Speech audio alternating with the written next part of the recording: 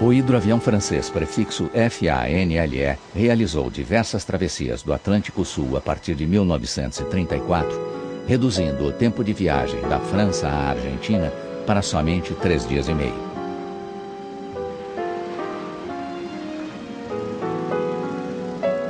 Com esse rendimento, ele conseguia competir com os Dornier Wahl, de fabricação alemã. O interesse em encurtar o tempo da travessia do Atlântico era, claro, abrir um novo mercado para a aviação. O Brasil era um ponto estratégico. As rotas passavam pelo arquipélago de São Pedro e São Paulo, no meio do oceano. Fernando de Noronha dava apoio aos aviões.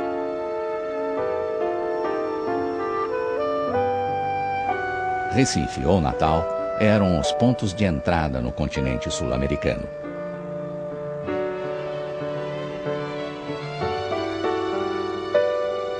O Rio de Janeiro era parada obrigatória.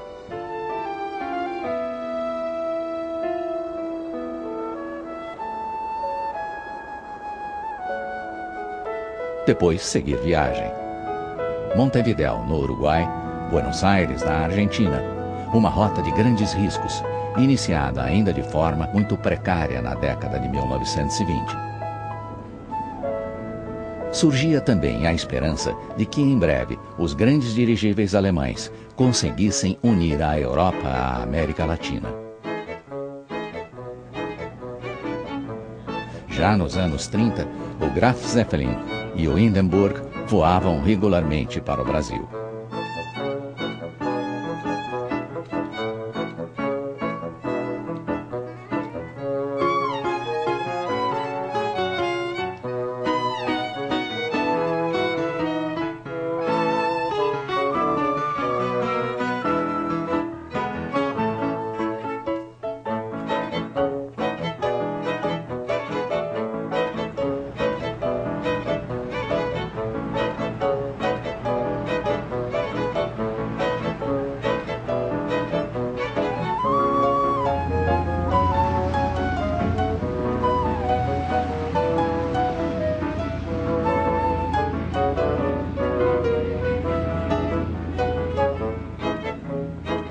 Os franceses criaram a Aeropostale e, com nomes famosos como Mermoz e Guillaumet, trazia correspondência e passageiros para o Brasil, em voos descritos nos livros de um de seus pilotos, Saint-Exupéry.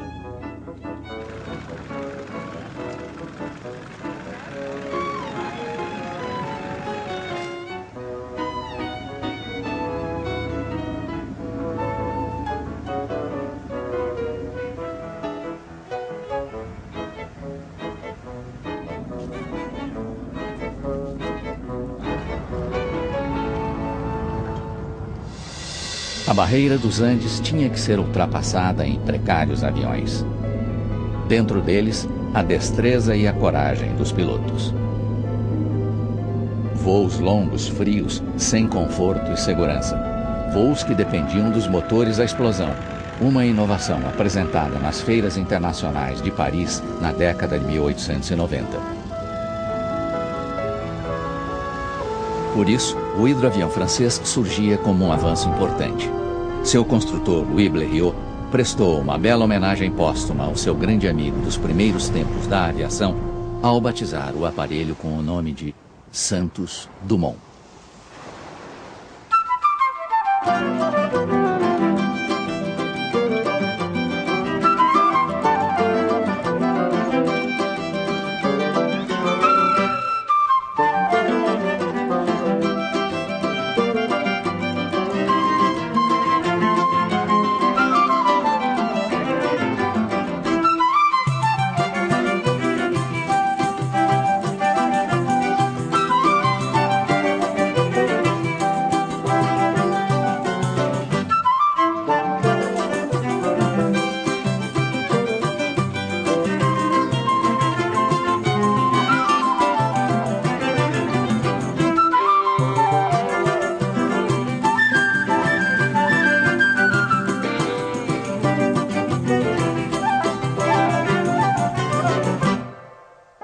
Em 1870, Paris foi cercada pelo exército alemão. Só balões conseguiam levar documentos e pessoas para fora da cidade.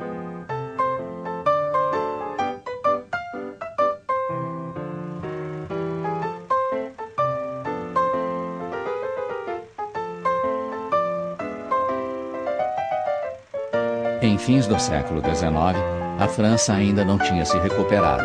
Precisava mostrar ao mundo que era uma potência.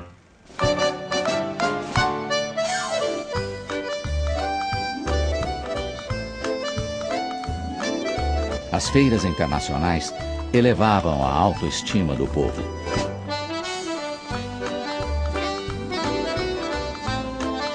Apresentavam criações revolucionárias. A mais inovadora era o motor a explosão, que equipava os automóveis que circulavam nas ruas precárias.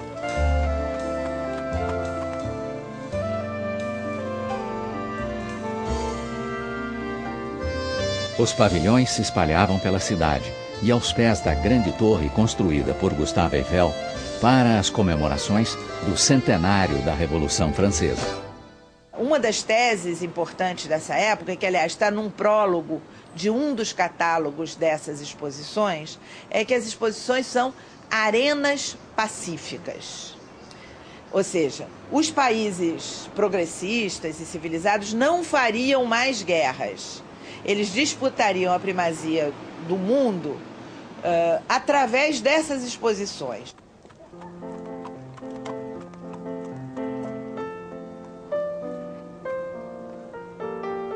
Nadar, o grande fotógrafo, tinha construído balões no cerco de Paris. Agora mantinha seu ateliê e recebia a sociedade.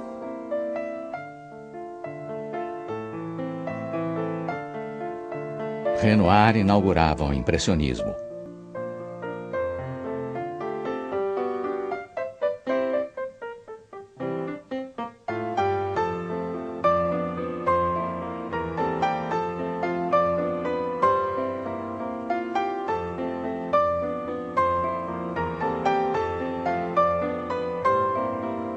Rodin dava força aos sentimentos, substituía a precisão da forma pela expressão da alma.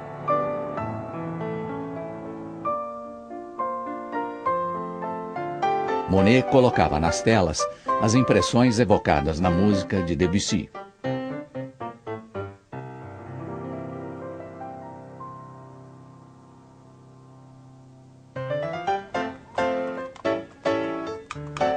Paris era cultura e divertimento. O Moulin Rouge inspirava frequentadores como Toulouse-Lautrec.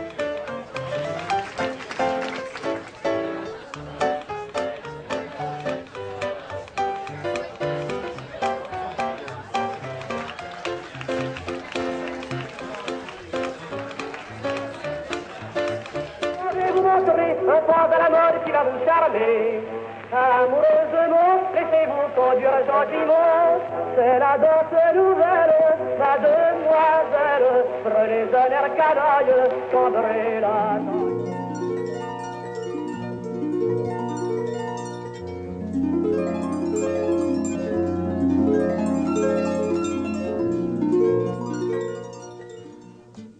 Em 1891, o adolescente brasileiro Alberto Santos Dumont chega a Paris e se fascina com o que vê.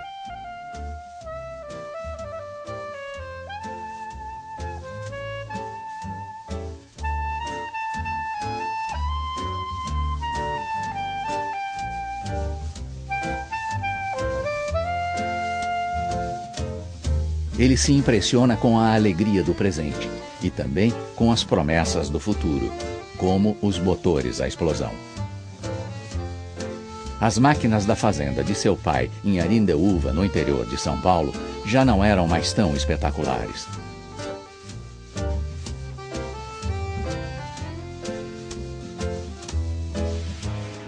Na França, as demonstrações de balões levavam as pessoas para verem a Terra das alturas.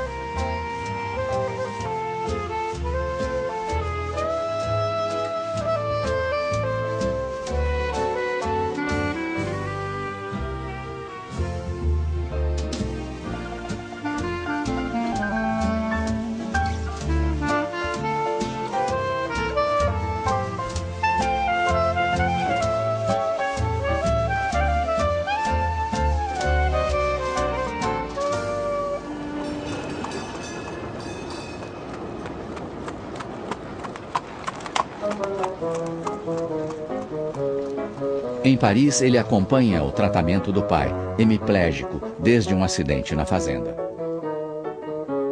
Na volta, traz o primeiro automóvel a chegar ao Brasil.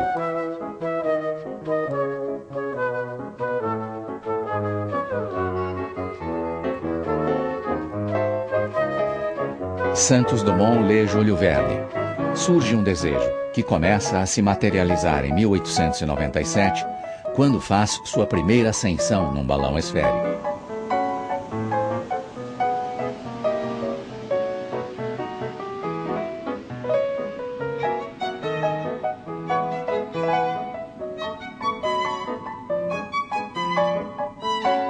Em 1898, no mesmo ano em que foi fundado o Aeroclube da França, nasce o Brasil, seu primeiro balão. Uma construção despojada, cheia de inovações, o menor balão já construído, mas que voou, para espanto dos outros inventores. A ele segue-se o América, maior, capaz de transportar alguns passageiros.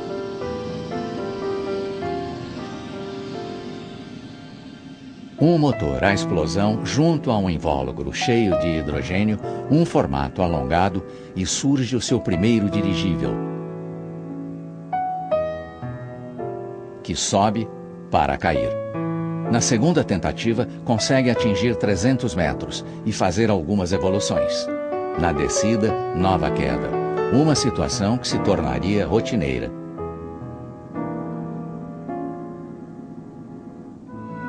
Os pássaros de Pavlov, ainda que perfeitos, precisam da sustentação do vento para voar. Os fatos são o ar da ciência. Os ventos são os senhores dos voos e das quedas. Impossível controlá-los. Controlar o voo, talvez. Controlar o destino dos balões. Muitos haviam tentado antes. Na França, Giffard, em 1854.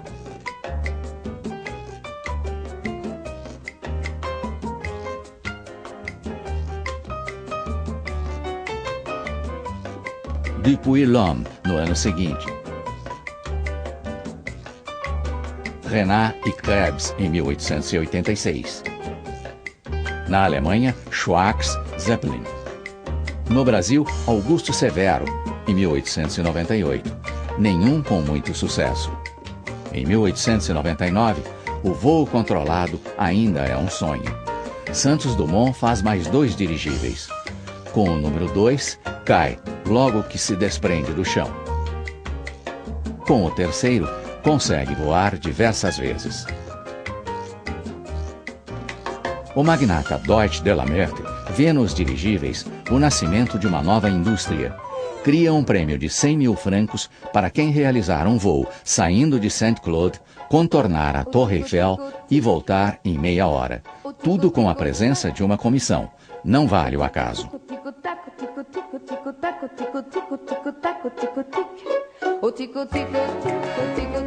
Santos Dumont constrói o seu quarto dirigível para ganhar o prêmio.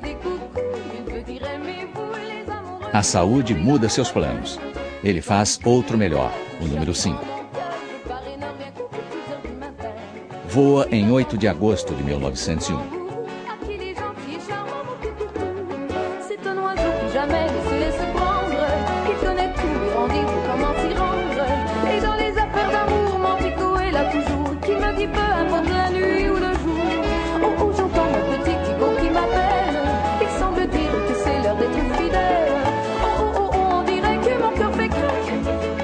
Mas o balão explode e ele cai sobre os telhados do Hotel Trocadeiro.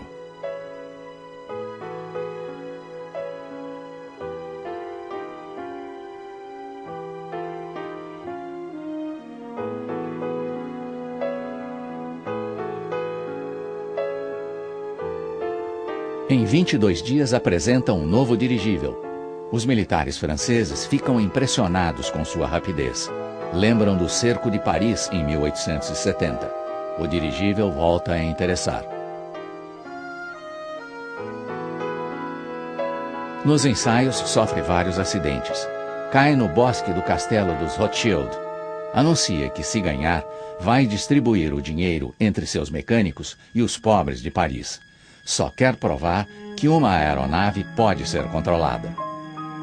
Em 19 de outubro, com tempo ruim, parte com o número 6 para tentar o prêmio. No início tranquilo, tudo parece ir bem, mas na volta tem dificuldade para atravessar o Bosque de Bolonha. Cruza a linha de chegada em 29 minutos e meio. Até parar, ultrapassa por pouco os 30 minutos. A comissão hesita em anunciar se houve vencedor. Nas ruas, os parisienses não têm dúvidas.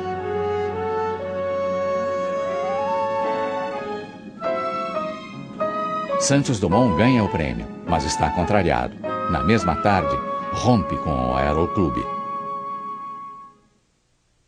Alors, l'impact a été très grand, parce que, certes, on avait déjà entendu parler de ce Brésilien qui faisait des ascensions assez remarquables, qui construisait lui-même ses dirigeables. Ça a donné l'occasion à Santos Dumont de montrer une générosité extraordinaire, puisque en gagnant le prix, il a donné la moitié aux pauvres. Et quand on dit il a donné la moitié aux pauvres, il l'a véritablement donné. C'est-à-dire qu'il s'est arrangé pour que pendant 2 jours, les gens qui avaient des objets au mont-de-piété puissent reprendre ces objets. Donc inutile de dire que ça a eu un impact énorme dans le cœur des Français.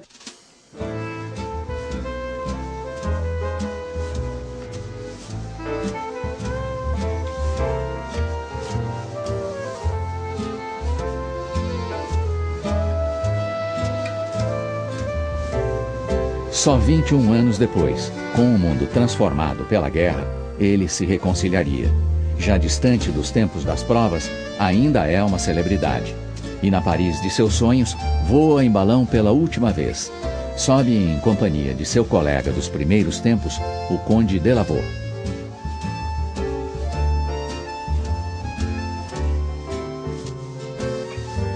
O ano é 1922. Os aviadores portugueses Sacadura Cabral e Gago Coutinho conseguem realizar a primeira travessia do Atlântico Sul. No Brasil, eles reverenciam Santos Dumont, que está em Paris. O Rio de Janeiro, fervilhado por uma classe ascendente, havia se tornado uma grande metrópole.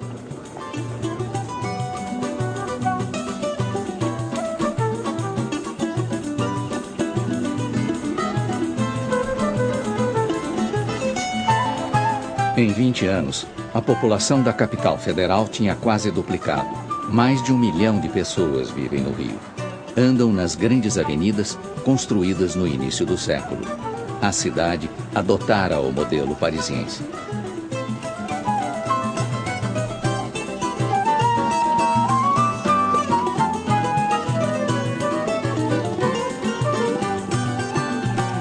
As mulheres, ainda lutando pelo direito ao voto, circulam nas avenidas, lançando moda.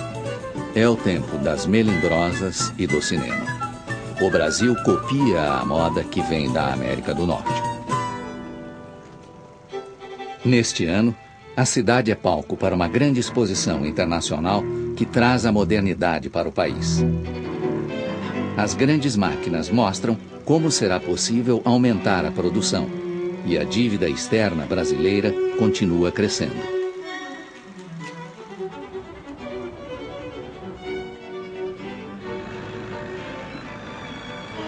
O voo do avião já é uma sensação para alguns destemidos visitantes.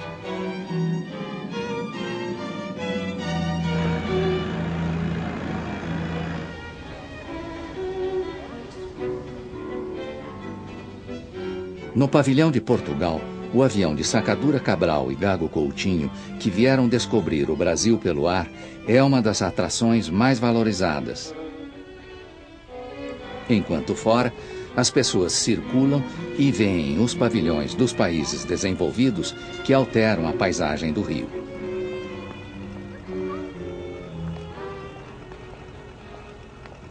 é o centenário da independência e o Brasil quer mostrar para o mundo uma posição de destaque. O Brasil é uma mistura de culturas. O Brasil quer ser brasileiro. A cultura rompe as amarras. O movimento modernista incomoda um público preso às tradições acadêmicas. A classe militar se rebela. 18 tenentes e um civil marcham em Copacabana, enfraquecendo o governo. Um clima instável que leva poucos anos depois à Coluna Prestes. Nesse clima de festa e de crise, Santos Dumont recebe no Rio a comissão francesa, que vem para as comemorações do centenário da independência.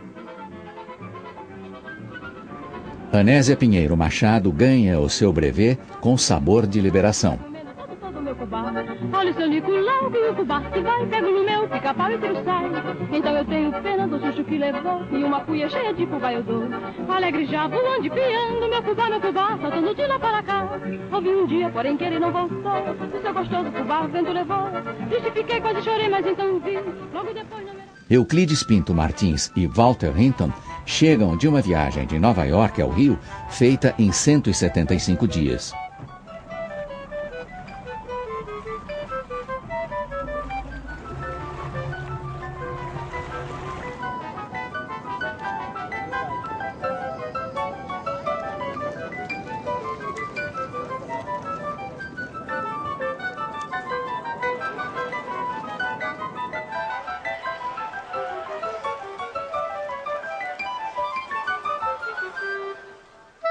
Vinte anos tinham se passado desde 1902. Naquela época, só ele conseguia voar. Em maio, o brasileiro Augusto Severo havia levantado voo com o Pax, um dirigível com muitas inovações. O aparelho explodiu sobre Paris, matou seu inventor e um mecânico que estava a bordo. Santos Dumont sente a perda do amigo. Logo depois, recebe a notícia do suicídio da mãe em Portugal. Seu trabalho se acelera. Constrói um dirigível de corrida, de número 7. O número 9 é destinado ao voo individual, um veículo que serviria de transporte urbano.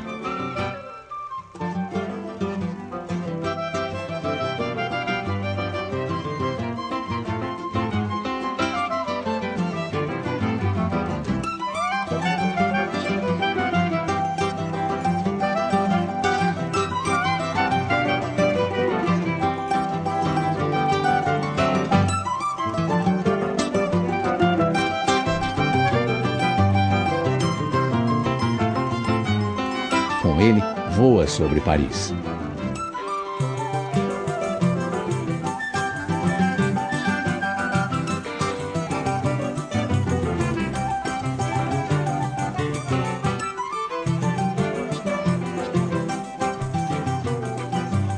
Leva uma criança a bordo.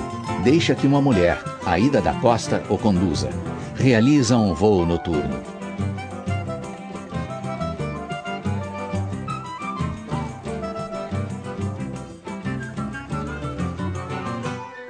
Sai do campo de provas e estaciona em frente ao seu apartamento, no coração de Paris.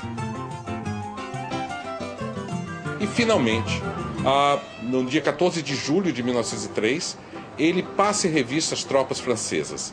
Esse é um feito memorável, porque é justamente no Dia Nacional da França, com a presença do presidente francês e de todo o exército e todo o alto comando do exército francês, ele entra no desfile francês e paralisa o desfile, cumprimenta, faz uma reverência com seu dirigível para o palanque presidencial, dá uma salva de tiros e vai embora. Santos Dumont constrói o número 10, um dirigível ônibus para transportar 10 pessoas, que não conclui. Embarca para o Brasil e chega num 7 de setembro, recebido por uma multidão. Em fins de 1903, Orville e Wilbur Wright, dois importantes inventores americanos, informam por telegrama que conseguiram voar, num dia de fortes ventos, com um aeroplano movido por um pequeno motor. O Aeroclube da França prefere aguardar as provas, que não chegam. Cria-se uma polêmica.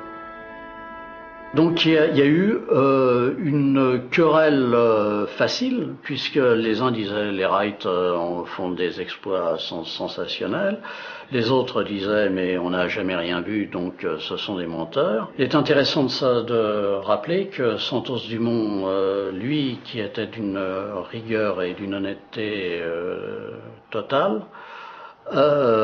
disait tant qu'on m'a pas démontré que c'est pas vrai ce qu'ils disent, j'accepte leurs propos. Il n'y a pas de raison de les traiter de menteurs. 100 anos depois, tenta se reproduzir a façanha.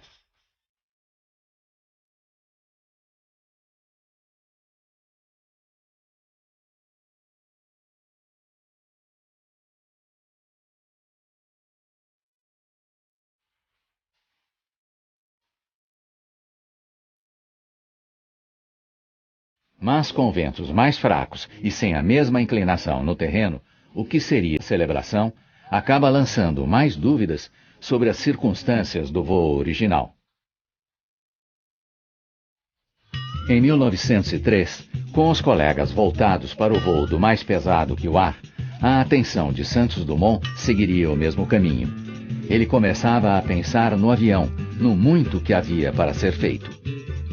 Pensa no caminho traçado por gente como o alemão Otto Lilienthal, que planou várias vezes na década de 1890.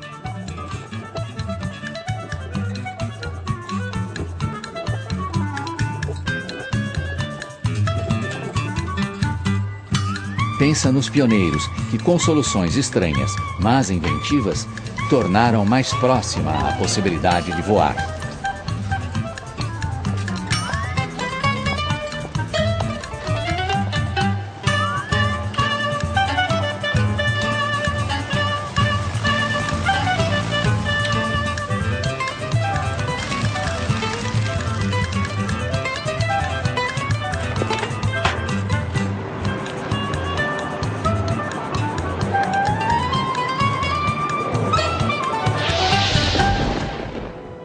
Nos 5 anos seguintes, a história da aviação já tinha mudado. Em 1908, Farman decola em circuito fechado de 1 quilômetro.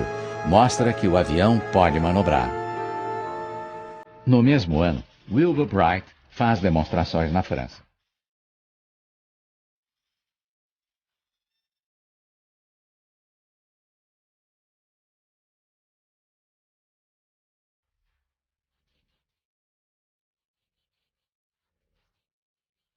Os Wright apareciam com um avião incapaz de decolar sem o auxílio de uma catapulta, mas ainda assim muito superior ao que se vira até então.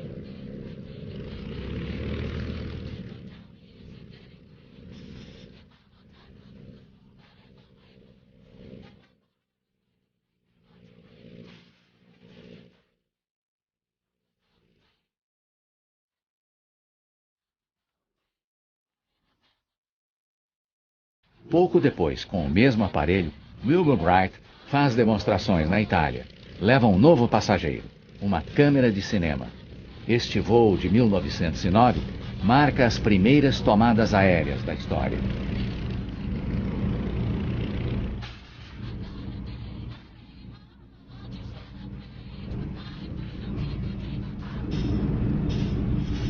Enquanto as demonstrações de Wilbur eram um sucesso na França, o voo de seu irmão Orville, diante do exército americano, acabava em tragédia. O avião desmontou no ar e caiu, matando o passageiro e ferindo gravemente o inventor. Quand les frères Wright vont faire leur démonstration près du Mans en 1908, tous les constructeurs français se sont dit mais il faut qu'on revienne à nos chères études. Ils étaient à la fois enthousiasmés, un peu catastrophés de ne pas en être arrivés là. Il y avait un honneur national qui est aussi bien Blériot que Hahn, que moins voisins peut-être, mais Blériot et Farman en tout cas ont reconnu qu'ils avaient encore bien des progrès à faire. No final da tarde de um dia comum de 1909, o pequenino Demoiselle de Santos Dumont levanta voo em Saint-Cyr e some no ar. O avião desaparece. O risco de um acidente é grande. Mas Santos Dumont vai pousar distante dali, no gramado do Castelo de Gaillard. Ele tinha feito o primeiro voo em que um avião saía de um campo e pousava noutro. Seu motor tinha falhado, mas Santos Dumont inverte o processo e cria sua própria versão. O que fiz é natural. Um meio de transporte é para transportar alguém para outro lugar, não para voltar ao ponto de partida. Naquele ano, Blériot deixa o mundo perplexo ao conseguir atravessar pelo ar o Canal da Mancha. A Inglaterra não é mais uma ilha isolada do continente.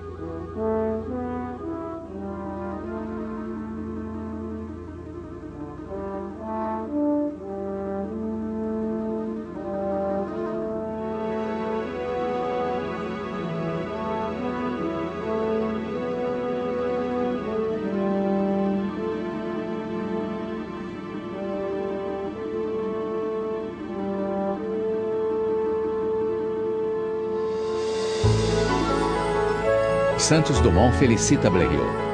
Seu voo antecipa a hegemonia da navegação aérea sobre a marítima e abre caminho para a travessia do Atlântico. Blériot devolve. Não fiz mais do que seguir o líder de todos os aviadores. Líder entre seus colegas, Santos Dumont é um homem da sociedade. Mantém um grande círculo de amigos.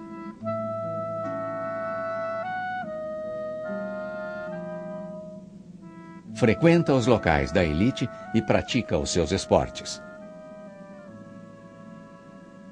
Ele era uma pessoa extremamente discreta. Depois morava sozinho. Essas pessoas sozinhas e que são assim, como os inventores com a cabeça cheia de ideias e de inventos e de trabalho, não dão muita importância a essas conversas de sociedade, né? Aceitam os banquetes, comparecem, fazem discursos, mas a vida dele está lá naquele ateliêzinho, com as ferramentas dele, com as máquinas dele, com as experiências dele, e era isso que a gente sempre sentiu nele. Muita coisa se passou desde que Alberto nasceu em 1873, na pequena casa de Cabangu, em Minas Gerais. Ele é agora um homem do mundo. Lembra do pai. O futuro está na mecânica. Estude física, química, eletricidade. Não se preocupe com dinheiro. Eu lhe deixarei o suficiente para viver. Ele era uma pessoa extremamente modesta, extremamente. Ele não gostava que se fizesse aqui, que se fizesse muito barulho à volta dele. Agora, na Europa, ele fazia questão de fazer barulho para o Brasil.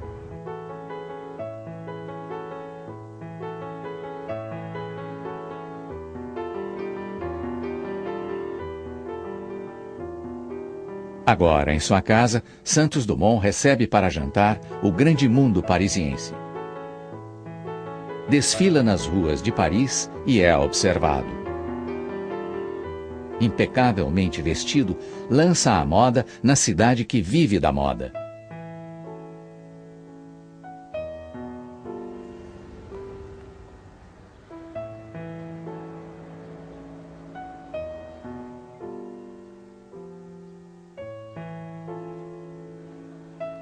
Num dos vários jantares no Maxims, conversa com seu amigo Louis Cartier. Deste encontro, surge a ideia de se fazer um relógio, onde um piloto possa medir o tempo do voo sem tirar as mãos dos controles.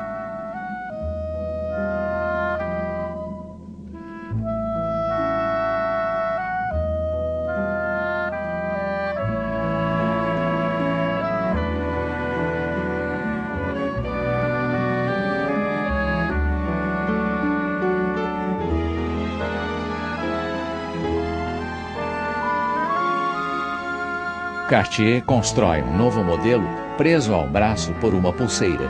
Ressurge o relógio de pulso, que anos antes havia tido uma tímida aceitação. je crois en 1904, Louis Cartier crée cette montre pour Santos-Dumont. Et c'est plus tard, vers 1911, qu'un modèle un peu différent sera commercialisé et nommé après son grand ami Santos-Dumont. À l'époque, les hommes mettaient des montres de poche, ce qui les obligeait à les sortir de la poche avec une main.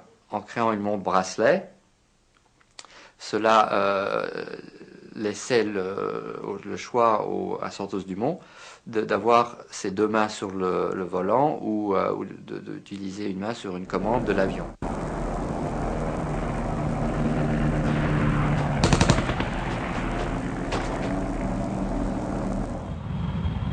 « 1914.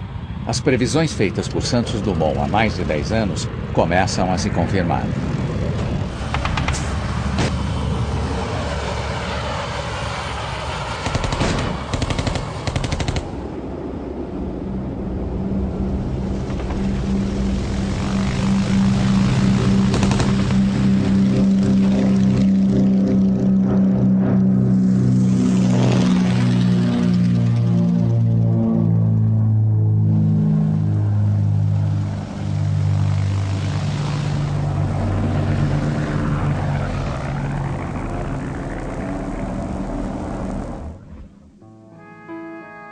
Em 1902, com o seu número 6, Santos Dumont fez alguns voos sobre a Baía de Mônaco.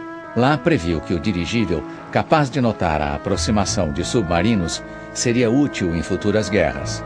Agora, grandes dirigíveis têm um papel importante na guerra, mas são também alvos fáceis. Cheios de hidrogênio, podem facilmente ser destruídos pelos pequenos e ágeis aviões.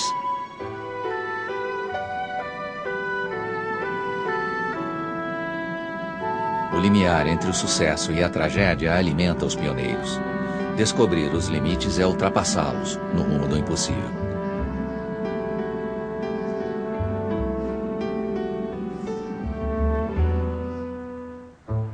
Em 1915, Santos Dumont experimenta o voo num hidroavião Curtiss.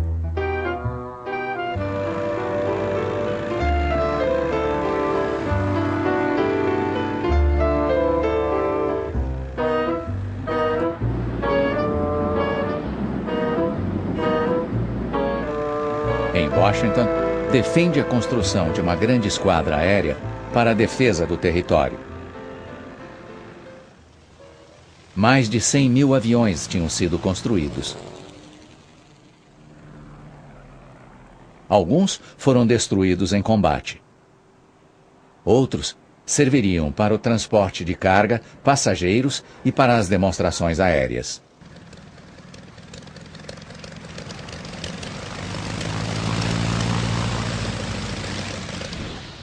Depois que houve a guerra e que fizeram do invento dele uma arma de morte, ele nunca mais foi o mesmo. Nunca mais ele foi o mesmo. Ele sempre se entristecia que o invento dele, que deu tanta glória a ele, que deu tanta glória ao Brasil, servisse a matar. O avião substituía a cavalaria. Os pilotos novos cavaleiros voavam aparelhos construídos por antigos colegas ou seguidores de Santos Dumont.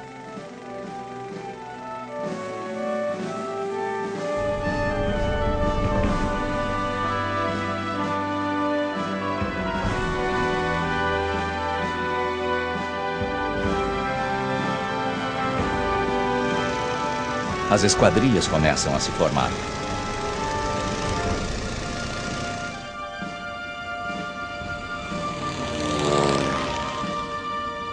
Estas imagens de 1909 registram a primeira vez em que 3 aviões voam em tímida formação.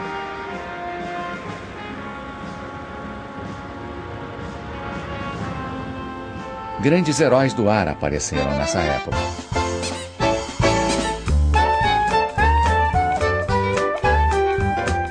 Homens que aprenderam a voar e que, ao final da guerra, não tinham outro ofício.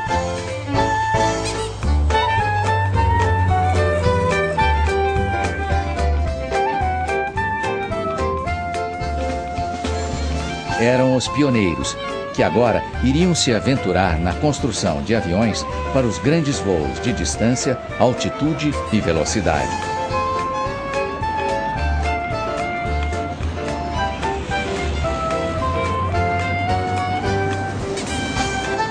E também em acrobacias inimagináveis nos dias de hoje.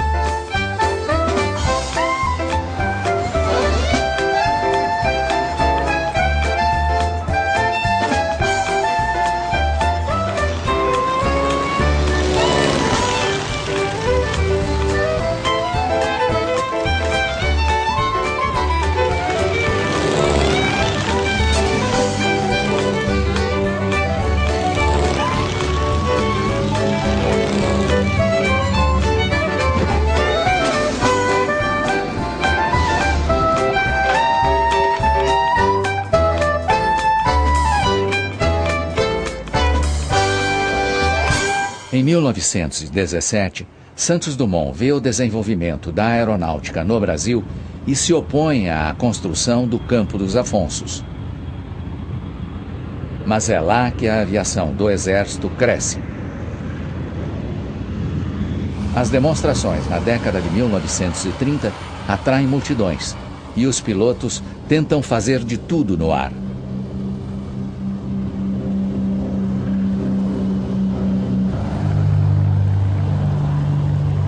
Na mesma época, Santos Dumont constrói uma pequena casa em Petrópolis, cidade que desde o Império era o ponto de encontro da elite brasileira. Casa para uma só pessoa, como muitos dos seus inventos. A grande previsão feita a Blériot sobre a travessia do Atlântico iria se concretizar em 1927, com um impressionante voo solitário de Charles Lindbergh, que saindo de Nova York, conseguiu pousar na França.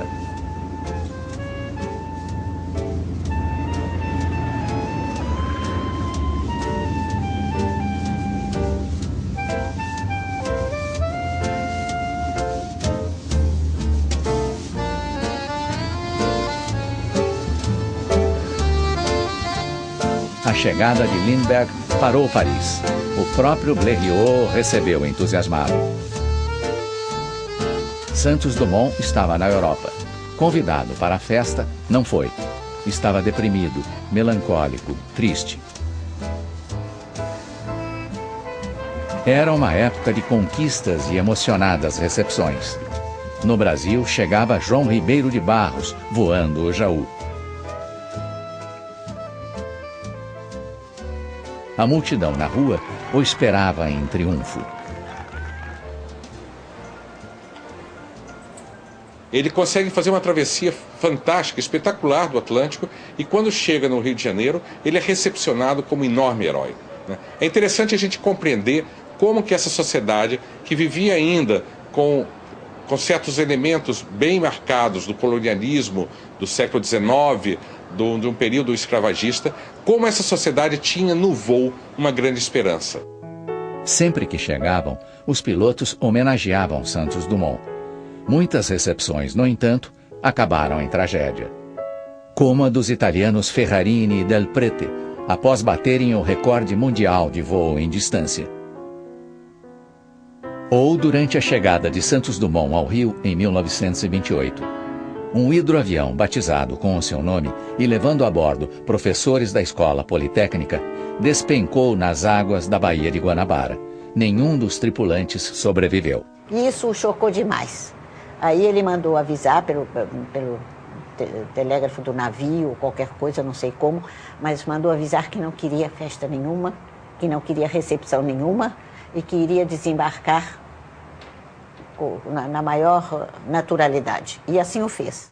A cada acidente aéreo, Santos Dumont se culpa. Vive angustiado, triste com o que vê. Oscila entre a euforia e o desespero. Um quadro que ele deixa registrado em vários escritos e que o acaba levando ao suicídio em 1932, no Guarujá, em plena Revolução de São Paulo. A versão oficial dá como causa da morte um colapso cardíaco. Ele estava doente e correu essa versão de que ele havia se suicidado. É possível que isso seja verdade. Na Revolução de 32, aviões de Getúlio atacavam as tropas rebeladas. Mesmo recluso, Santos Dumont estava atento ao que acontecia. Escreve para o governador de São Paulo: os problemas que ora se debatem, somente dentro da lei poderão ser resolvidos.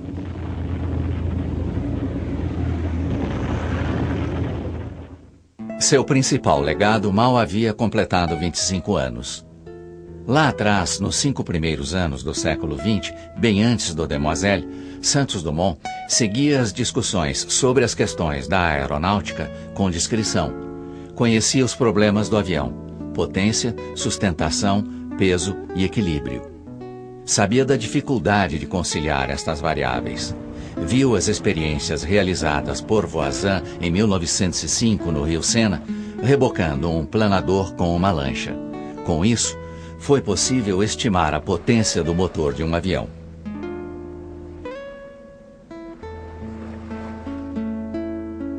Uma vez esgotadas as possibilidades do dirigível, Santos Dumont começa a se dedicar ao mais pesado que o ar. Ele começa a ter notícias de outras pessoas que estão começando a realizar experimentos. Ele começa a ter notícias das discussões realizadas no Aeroclube de France.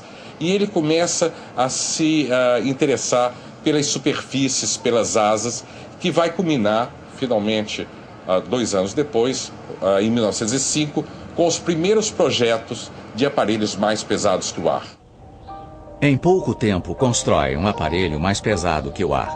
Antes de anunciar um primeiro voo, realiza diversos testes. Junta o seu aparelho ao invólucro do dirigível 14 e faz alguns saltos em bagatelle. Batiza o seu novo invento com o nome do anexo ao de número 14, o 14 bis. Depois, deixando de lado o balão, testa o 14 bis, pendurando-o a um longo cabo de aço. Queria experimentar a estabilidade e os controles. Sua tradição de balonista fala mais alto, e ele mantém a pequena barquinha de Vimy como posto de pilotagem. Ia em pé, com as mãos ocupadas. Escolhe o motor construído por seu amigo Levavasseur. Usa as células de Hargrave para as asas e lemes para conseguir resistência e estabilidade. Recorre à construção mais simples possível, com linhas e ângulos retos. Nada é supérfluo, porque o peso é inimigo do voo. Testa o equilíbrio, a sustentação, o peso e a potência. Está pronto para experimentar.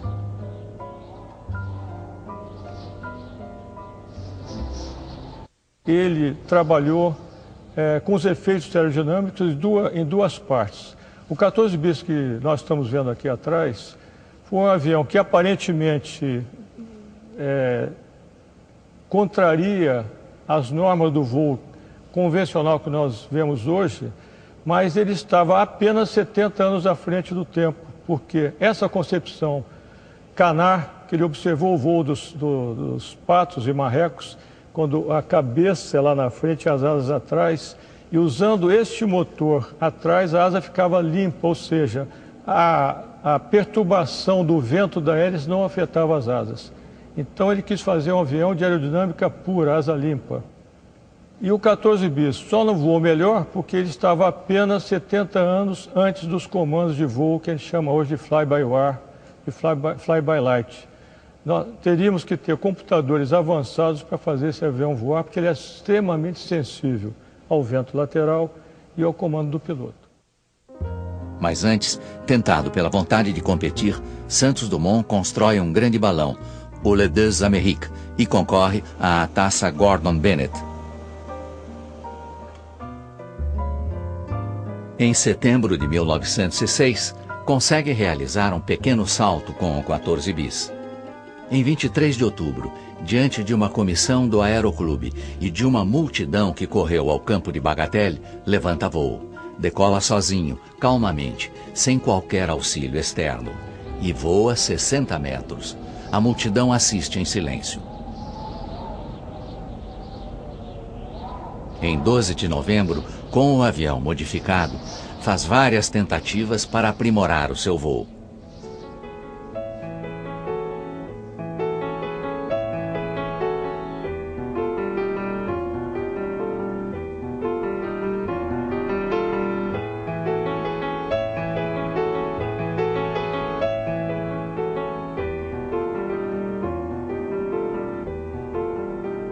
Só bem no final da tarde consegue ultrapassar a marca dos 100 metros em pleno ar. O 14 bis atinge 6 metros de altura e desliza 220 metros. Pela primeira vez, o homem tinha voado sem auxílio externo. Do voo definitivo, praticamente não há registro. Estas são as únicas imagens. Santos Dumont inverte de repente a posição de decolagem que experimentara antes. Surpreende a multidão e os cinegrafistas. No final da pista, faz uma leve inclinação para a esquerda antes de subir. O voo é o primeiro homologado pela Federação Internacional de Aeronáutica. Tornou-se o marco fundador da aviação.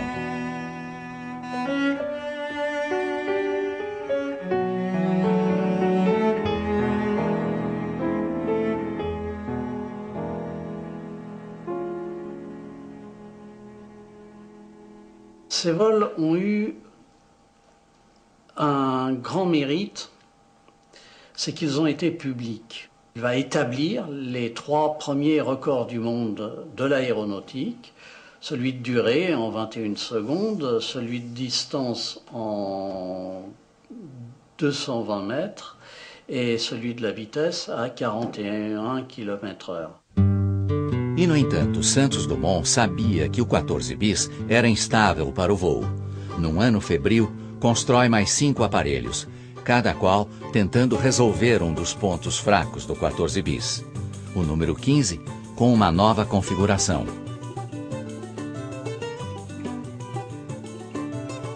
O 16, juntando um balão cheio de hidrogênio para reduzir o peso. O 17, com um grande motor. Mas a chave para a resolução do voo estável ainda estava por ser encontrada. Em julho de 1907, durante um jantar entre esportistas, o magnata Charron aposta 50 mil francos contra 5 mil que Santos Dumont não poderia fazer 100 km por hora sobre a água antes de 1º de abril de 1908.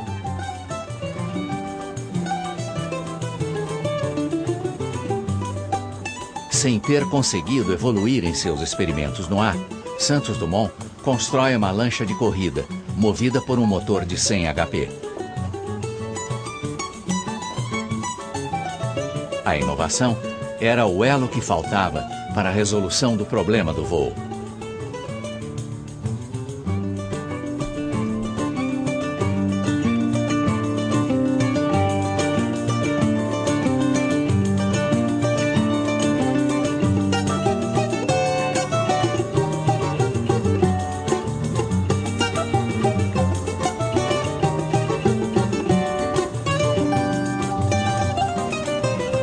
Asas e lemes submersos, Santos Dumont testava as questões do avião num meio diferente. Nascia o seu invento de número 18. Os outros inventores estavam curiosos. O teste do número 18 nas águas do Sena foi visto por muitos deles. Santos Dumont acompanha os preparativos e observa o seu número 18 deslizar no rio. Sentado na popa da lancha, vê o invento levantar o casco e correr somente com as asas e lemes em contato com a água.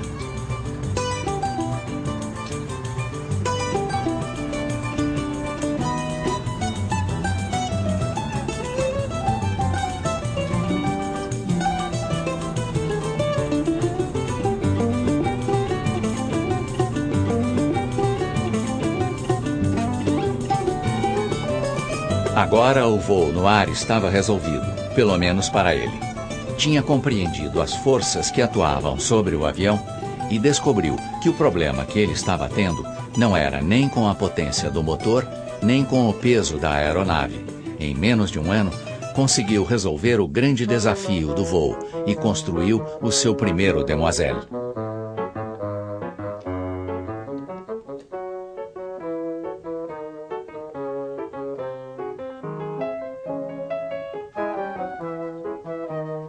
Em novembro de 1907, voou e viu que poderia avançar mais. Foi em 1909, com o novo Demoiselle, que Santos Dumont fez seus voos mais espetaculares.